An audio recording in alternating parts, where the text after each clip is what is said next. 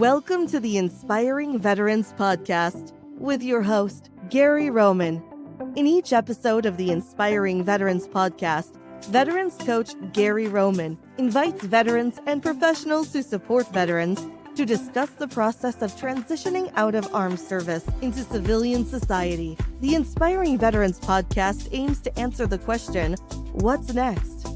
You can find the show on all the major platforms, including YouTube, LinkedIn, Facebook, Apple Podcasts, Spotify, and on our website, GaryRohmann.com. Now here's the host of the Inspiring Veterans Podcast, your host, Gary Rohmann. Good day, everybody, and welcome to my podcast.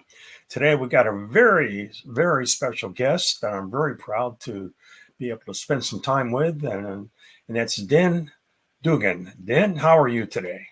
I'm doing great, Gary. It's wonderful to see you again and to catch up. Looking forward to chatting. Exactly. So from my perspective, I met Den back in actually January 2023. I was conducting a transition workshop at Camp Pendleton, and I was very proud to be able to have him in my class. And so over a year later, he's in the midst of his new career, his new mission, you might say, as a civilian. So Den, I don't want to take away all your thunder. I would rather you tell the audience about yourself and anything that you would like to share about your career in the military, especially. Yeah, sure. Absolutely. I appreciate the opportunity. Started out, went in the Marine Corps in 1998. After 2 years of college, I enlisted. Did 6 years total. I was hustling while I was enlisted. I was an avionics technician, so I fixed computers on helicopters, and was going to school as well. Actually full time while I was on active duty enlisted. Deployed once to Japan, and then decided to get out as I started my master's degree, and then fast forward over time. So I got out in 2003, and then the Great Recession, 2008, 2009. I was taking a look at what I wanted to do kind of with my life, and I did the math and said, well, I could maybe go back in the military and get a pension. So I went back in. We call it going back in on the dark side. So I went back in as an officer because I'd finished a bachelor's degree and 2 master's degrees at that point, and became essentially an IT officer in the Marine Corps. We call it a commo, or a communications officer. And then fast forward, became a cybersecurity officer. Was one of the first generations of cybersecurity officer in the Marine Corps. And then just retired this past April after 20 years and 2 months. So yeah, over 50 countries and Afghanistan, and plenty of ups and downs and challenges, but it was a wonderful career. And when I look back on it. So I was looking at your LinkedIn profile before in preparation for today. I mean, you're on a tremendous profile, and I would encourage the audience to check it out. And so you were one of the first generation in the Marine Corps in the cybersecurity arena. I bet you kind of led the way, so to speak, right? And of course, there's pros and cons to that, right? But it was great to be there right at the ground level. I mean, I look at some other branches of service still don't have that as a primary job, right? The Navy specifically. But yeah, the Marine Corps did it early. I think they made the right choice doing it, and it was fun to help build it. I was actually at Marforce Cyber at the time, stationed at Fort Meade when it became an option. So I applied for it and was hoping and praying I would get selected, and I did. And that was that. I was no longer an IT officer. I kind of went down the rabbit hole, if you will. So yeah, and been doing it ever since, and now I'm doing it with Microsoft. Yeah. So tell me, Den, going back a little bit, what led to your motivation to join the military? I would say first and foremost, family tradition. So almost everybody in my entire family was military, on my mom's side, my father's side, my stepfather's side, and my stepmother's side. So all 4 sides of the family. However, no one was in the Marine Corps. So maybe it was for bragging rights. Maybe it was because I was raised on an island and near the beach, and I wanted to make sure I stayed near the water. I opted to go into the Marine Corps. I looked at it as the biggest challenge. and kind of wanted to round out the family, so we make sure we covered all services. So how old were you when you enlisted? I was 21. 21? Just turned 21. Yeah. Yeah. So as I looked at your profile, I mean, one thing that jumped out at me, you're a constant learner, always trying to prove yourself. I would thought it was interesting that you graduated from Campbell University in North Carolina. I know exactly where that is. Yep. That is literally in the middle of nowhere, just about. Goose Creek, yes. It's changed a lot, but you started out in culinary arts. I thought that was very interesting. You had maybe a passion for cooking and things like that. I absolutely did. Yeah. When I was young, I grew up on an island just south of Atlantic City. So it's like a summer resort town, and grew up, first job in the summertime was like washing dishes in a restaurant. And I just loved the energy. And when it came time to decide what to go to college for, I didn't really know what I wanted to do. I just saw, guys and gals before me to just join, frats and sororities and party and kind of go a little crazy, maybe get into trouble. And I knew that I just enjoyed cooking and happened to have the number 2 school in the nation, like 30 minutes from me where I grew up. And I was like, well, I can kind of pay as I go, applied for a scholarship or two. And learned how to really cook. And now it's just a hobby, but I still love cooking to this day. Wow, that's outstanding. Yeah. So, so you joined the military at a pretty young age. And as you entered into the military, what would you say were some of your challenges, or we can call them opportunities, maybe that either surprised you or impacted your future regarding your career? Yeah, great question. So, one of the reasons a lot of people join the military is to travel, right? And I got to do that a little bit, all on the East Coast, and I really wanted to kind of go farther and wider. And then when I found out that my permanent duty station was going to be North Carolina, which wasn't really far away from home at all, so I didn't really get to travel initially, at least. Now I've been to over 50 countries. I actually stopped counting years later, but that was the first thing. And so, to your point, Gary, you blossom, and try to bloom where you're planted and just take advantage of your situation. So I wasn't real far from home, which was great. So I could visit home. And I was in Camp Lejeune, Jacksonville, North Carolina, right? I was actually at New River Air Station, but right there in the same area. So I started going to school, and that's when I went to Campbell and finished my bachelor's degree. I just decided to hustle with work, and hustle with school, and I was able to, I didn't have much of a life, but I was able to go to be full-time active duty and full-time student at the same time, and it all worked out. That's wonderful. I mean, that is one of the nice things that about the military is the opportunity you can do both. And one thing I do say in my classes is, well, especially in the young troops, you might say the younger Marines that don't see that opportunity as readily as others. And I always encourage them, man, you ought to take advantage of that, because it really is an opportunity that very few get in our career paths that we decide upon. So I really commend you for doing that. Thanks. So as you progress, obviously you became a leader, right? And had responsibility for younger Marines, men and women. How do you see, as you look back, was that a big challenge, or did you feel you were prepared for that challenge? When it comes to kind of climbing the ranks and taking on more responsibility, essentially? Yeah. Is that the question? So how many, when you, as a leader, what were the most number of people you led at any given time? At one point, it was just over 1,000. So, yeah, quite a bit. What was? I never asked you this before, and in fact, I found your resume. I didn't have a chance to read it. What was your rank? I was a major when I got out. Yeah, I was major. Enlisted. Okay. I was an E5 sergeant, and then retired as an 04 major. 04 major. Right. So when as I did a little background work, on you, I was very surprised that there was no really gap between your time in the military and the beginning of your civilian career. It happened pretty fast. Were you prepared to make that transition? Gary, I don't think anyone's really prepared for that, right? I mean, I was 21 when I first went in. So, I had a pretty good job as a chef before I came in and had some college under my belt and so forth. But I had that broken time. So I actually got out twice and I was out for, 5+ years and did okay when I was out the first time.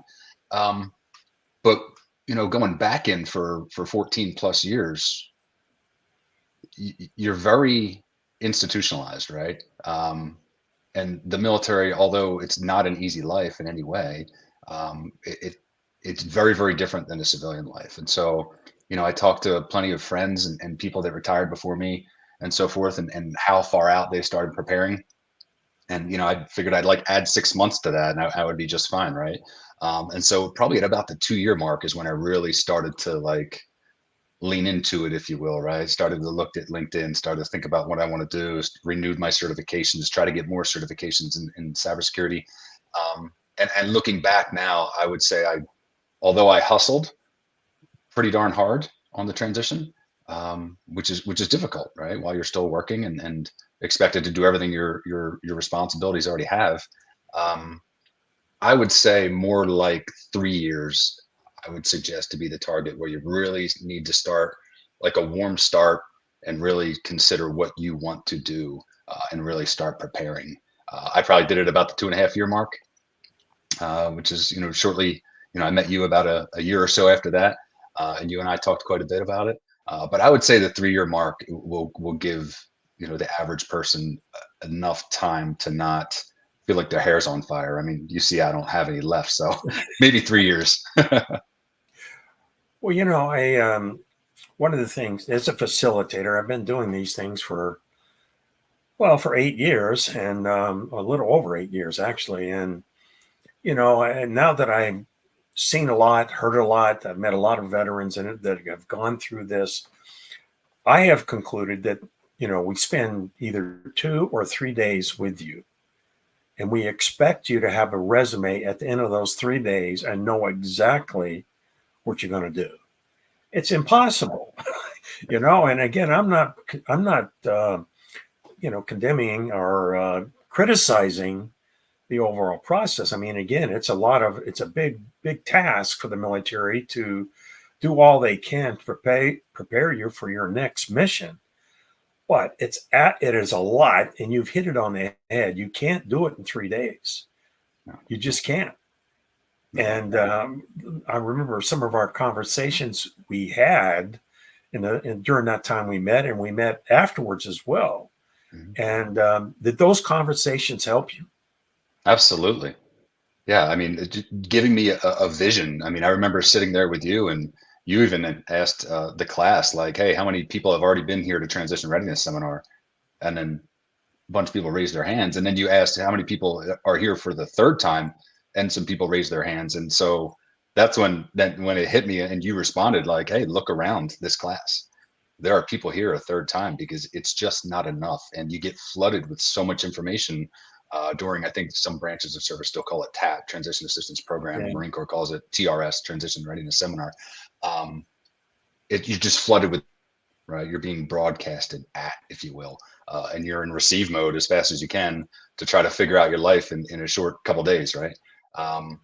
So yeah, it definitely had an epiphany. And then you and I talking to just kind of help polish me and give me a vision and what it takes to truly, be successful in the outside world, and just how different the outside world is versus the military. Yeah. Well, when I do these workshops, I usually have 2 groups of veterans. I have the younger veterans that are probably been in 3 to 4 years. And then I have I don't call them retirees, because if I call you a retiree, that implies you're done. But those that have 20 years or more experience and trying to figure out what's next in many ways. You really didn't know. Did you know at the time you were going through all this, what was next for you? I would say I had a pretty decent idea, but there's just, I mean, everyone's transition process and adventure, I'll call it, mission, if you will, like you said, is just so different, right? Some people have, families. Some people's families already moved back home. Some people are trying to stay where their last duty station is. Some people are trying to, maybe they're trying to retire from somewhere overseas, right? Which is really hard, and they're trying to go back to the U.S., or they're trying to stay, outside of the U.S., or get a job outside of the U.S. It's just so different for everybody. I think that I had my priorities where I wanted them, and I had some like boundaries that I sort of created. And I didn't create them arbitrarily. I did the research and looked at what I'm worth on the outside as far as salary and so forth, and did all the budgeting and so forth. But it's pretty challenging. I mean, essentially you can do the math and you know what you're going to get for your pension, but we don't know until you're already out and retired if you're even going to get like a VA disability percentage or nothing at all. You have no idea. So you can plan to an extent. And I just think about people with their kids and their families. It's really challenging to come up with a plan and for it to all come to fruition. It takes a ton of work. Yeah, it's we no plan ever works, as there's always things that implement the plan and how you handle those interruptions and that. Absolutely. Do you miss the culture of the military? I do. It's funny. I probably shouldn't say this, but people say it all the time. You hear Marines always say that they miss the clowns, but not the circus, right? Meaning they miss their fellow Marines, but they don't miss all the things that come with serving, right? And there's wonderful things, right? And there's things that you just put up with, right? We give up quite a few rights when we raise our right hand, especially those that do it for a career, right? Yeah, there's tons of things that I miss. I miss the camaraderie. I miss the teamwork. I miss, having that common bond with a brother or sister that you've never met that just takes you in with open arms when you get to a new duty station because they're a fellow Marine and they're just going to have your back, right? In the civilian world, it's just not that way. Yeah. Well, tell me what led to you. Now you mentioned you work now at Microsoft, and tell me how that came about, if you don't mind, or tell our audience how that came about. Yeah, my gosh, it was pretty wild actually. So I went with the Hiring Our Heroes program to do a corporate fellowship, and did it with one of the cohorts. So they had 3 cohorts per year, per each fiscal year. So I was the 23 Tech 3 cohort, and they kind of have a schedule, if you will, where you give them your final master resume, and then your resumes get released to a bunch of different companies that are registered with the Hiring Our Heroes program, which is under the U.S. Chamber of Commerce.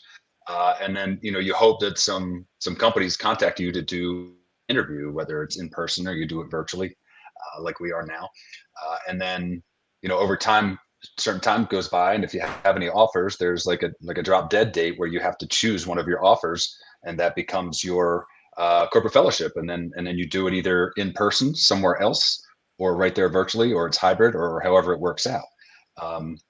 That fellowship could have what they call head count, or it might not have head count. So meaning, hey, we're going to take you on for this program manager job, but we're not hiring for it. Or maybe you have another offer where it's like, hey, we have this technical program manager job, and we're hiring for this job, and we're hoping that you do it as a fellow, and then we make you an offer at the end if it's a great fit for everyone. And so I was lucky. I really hustled. I think I had 5 total offers as we got closer, and then I met someone who became a great mentor to me via LinkedIn. Again, your network is your net worth, right? And him and I met for coffee the morning that it was released on when you could see all of your offers. And he was a retired Marine like me, and we had mutual connections, but never really knew each other. He was a pilot, and I used to fix his helicopters years ago that he flew, but we didn't know each other. Pretty wild. We both went to the same grad school. We both went to Webster University, but never knew each other. Just a different generation, if you will. Anyway, fast forward, he worked at Microsoft. And I had already actually interviewed with Microsoft for a fellowship, and they had made me an offer in a different space within Microsoft. And then he said, well, hey, what do you think about Microsoft and come whatever? He's like, I would sponsor you for a fellowship. And he's like, I'm not hiring right now, but our goal would be to get you a job. And so, Gary, it was kind of a wild story because I had to choose between 5 other offers. And Saturday, I had to make the decision on Monday morning. Saturday, I meet a guy for coffee. He makes the offer, and we bugged the program manager for hiring our heroes over the weekend. And she actually set it up, and he got approval from his boss to sponsor me. And so I worked for him during the fellowship, which started like a week later. And the rest is kind of history. I don't work. Like I said, he wasn't hiring, but he was just a great, great mentor for me. He dedicated a ton of time to me and energy, and just imparted his wisdom on me. And I worked hard for him. I mean, we just got along great. We had great chemistry together. To this day, he's a great mentor to me. And now I work as an engineer on a team. I don't work for him. He's not my boss, but I'm in meetings with him all the time, and we work together every week. I was on a video chat with him yesterday on Microsoft Teams. So when it happens fast, right? The Marine Corps calls itself a force in readiness. Well, be ready, because the opportunity could creep up on you. And if you're not paying attention, it could blow right by you. Right. Yeah. And so, I had other offers and other job offers, and this took a while to kind of come to fruition. And I knew what I was signing up for, that there was no headcount, and I had other offers with headcount. But to your point earlier about, just hustling, and Microsoft calls it being a learn it all. Like you said, I've always just pursued my education, and I always wanted to learn more and learn more. And that's a big part of their culture. And so the culture fit with Microsoft was perfect for me, because I don't want to be a know-it-all. I don't want to be the smartest person in the room. And Microsoft is full of brilliant minds. And so I love being the dumbest person in the room, because that's when I learned the most. And it was just a wonderful fit. And yeah, I know it's a long story, but the rest is history. Now I'm at Microsoft, my dream company, dream job, dream team. And so it was all worth it. All that grinding and hard work and preparation to find a job all worked out. Well, you said you got lucky. Well, you make your luck. Many times we Very make true. our luck, and I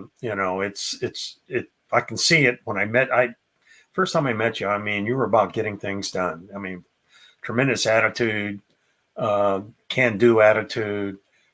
In many ways, of course, you're a fitness guru, you might say, and so you're looking to have everything in your life.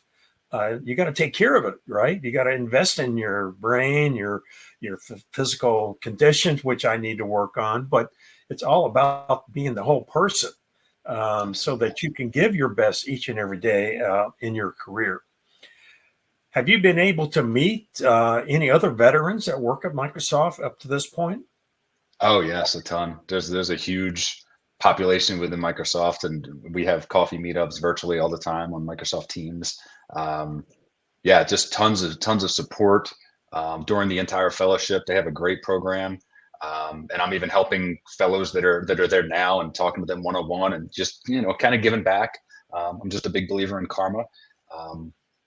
And just kind of teaching them the things that I learned, and so that they don't have to learn anything the hard way, like I did, or what have you, right? So, there's just a great community within Microsoft, and I try to be a part of it as much as I can.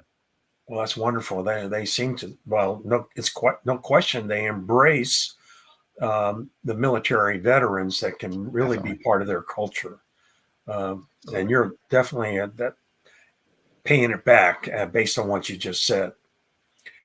So, as you look back, we're nearing the end of our podcast here. What recommendations would you offer for the individual that's currently enlisted? Maybe they're having close to a 20-year career. What recommendations would you make to them as they transition? I would say there's 3 top things that we need to do as individuals to set ourselves up to be successful as far as transitioning out and finding that next career. And it's really whether you do 4 years or you do 40 years, right? And that's taking a good hard look at ourselves in the mirror, right? And realizing that we are institutionalized. Doesn't matter what branch of service that you're in. And we need to de-institutionalize ourselves, psychologically, our habits and so forth. And we have to have that conversation with ourselves, right? I smile way more than I used to, probably back when you and I met, right? That military bearing, right? We just don't smile, right? We do decades of just not smiling. You have to be at the position of attention and be locked and cocked and standing nice and tall. And that can kind of freak some people out in the civilian world, right? So we have to deinstitutionalize ourselves a little bit. We're a little too stiff. We don't smile. Our demeanor, our leadership style. You look at the civilian sector, and a lot of it really frowns on people saying ma'am or saying sir. It makes people uncomfortable. That's all we say in the military, right? It's our lexicon, right? And that's the other piece about deinstitutionalizing, right? No one, if I still talked like I was a Marine, no one would know what I was talking about at Microsoft. It's a different language, right? It's a whole different bowl of acronym soup when you work in IT or cyber or aviation. But when you're in the military, and even different branches of the military are like that, right? So deinstitutionalize yourself. And if you don't think of that as like step 0, then although you may have been the talent that company was looking for in the job interview, you were just too stiff, or you talked a little too weird, or you never smiled, whatever it was. And we have to loosen up a little bit. We have to deinstitutionalize. We got to smile. We got to laugh, right? Number 2, I would say, is assimilation. So we have to assimilate to civilian life. So it's a little bit like step 0, or number 1. But we have to, whether it's a specific company or a specific culture, or even just back into society, we're not in the military anymore, right? And we have to assimilate to the culture of Microsoft, right? And understand that time when you do a corporate fellowship, part of that is to assimilate you to civilian world, to what a job is like, not wearing uniform, working with civilian people that have never served and what have you, right? And then the last thing I would just say is like we talked about, Gary, is just prepare.